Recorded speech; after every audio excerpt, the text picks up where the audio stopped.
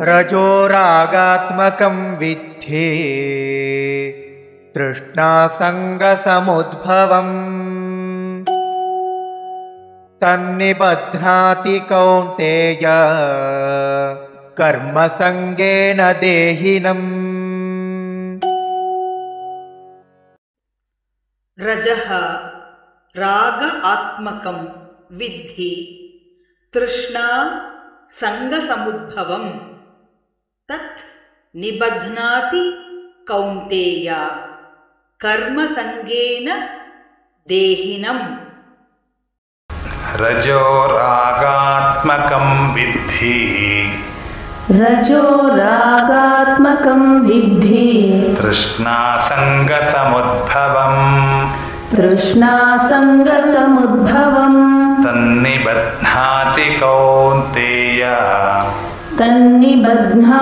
कौन्तेय कर्मसङ्गेन देहिनम्। रजो रागात्मकं विद्धि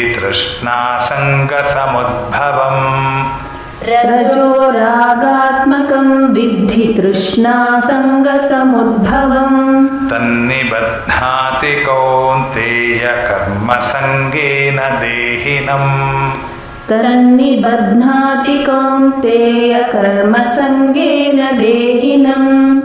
रजो रागात्मकं विद्धि तृष्णासङ्गसमुद्भवम् तन्निबध्नाति कौन्तेय कर्मसङ्गेन देहिनम्।